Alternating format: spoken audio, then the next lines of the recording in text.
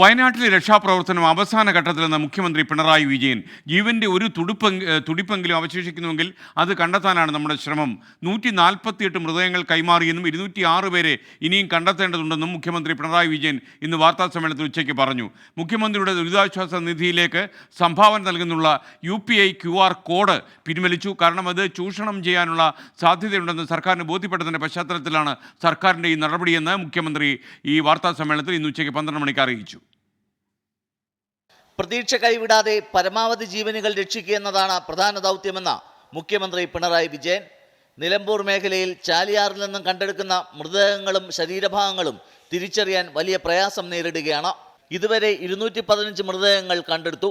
മണ്ണിൽ പുതഞ്ഞ മൃതദേഹങ്ങൾ കണ്ടെത്താനായി ഡൽഹിയിൽ നിന്ന് ഡ്രോൺ ബേസ്ഡ് റഡാർ ഉടനെത്തും.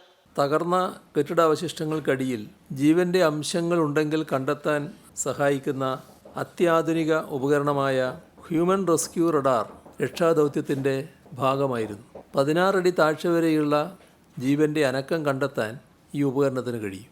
കൂടാതെ മണ്ണിൽ പുതഞ്ഞ മൃതദേഹങ്ങൾ കണ്ടെത്താനായി ഡൽഹിയിൽ നിന്നും ഡ്രോൺ ബേസ്ഡ് റഡാർ ഉടനെ എത്തും. പോലീസും നീന്തൽ വിദഗ്ധരായ നാട്ടുകാരും ചേർന്ന് ചാലിയാർ കേന്ദ്രീകരിച്ചും തെരച്ചിൽ തുടരും. CMDRFിന്റെ ചുമതലയ്ക്കായി ധനവകുപ്പിൽ ഉദ്യോഗസ്ഥരുടെ പ്രത്യേക സംവിധാനം ഒരുക്കും. ദുരിതബാധിതരെ മികച്ച രീതിയിൽ പുനരധിവസിപ്പിക്കുമെന്നും മുഖ്യമന്ത്രി വ്യക്തമാക്കി. ഇതിനായി സുരക്ഷിതമായ മറ്റൊരു പ്രദേശം കണ്ടെത്തി ടൗൺഷിപ്പ് നിർമ്മിക്കാനാണ് ലക്ഷ്യമിടുന്നത്. വലിയ അധ്വാനവും മികച്ച ആസൂത്രണവും അനിവാര്യമായ ഈ ഉദ്യമം അതിവേഗം പൂർത്തിയാക്കേണ്ടതുണ്ട്. ഒരു വലിയ ജനവാസ മേഖലയാണ് മറഞ്ഞുപോയത്. അതിനു പകരം കൂടുതൽ സുരക്ഷിതമായ മറ്റൊരു പ്രദേശം കണ്ടെത്തി അവിടെ ഒരു ടൗൺഷിപ്പ് തന്നെ നിർമ്മിക്കാനാണ് ലക്ഷ്യമിടുന്നത്. അതിനാവശ്യമായ ചർച്ചകൾ ഭരണതലത്തിൽ ആരംഭിച്ചു കഴിഞ്ഞിട്ടുണ്ട്. ദുരന്തങ്ങൾ മുൻകൂട്ടി അറിയാൻ സംസ്ഥാനത്തെ പ്രാപ്തമാക്കും.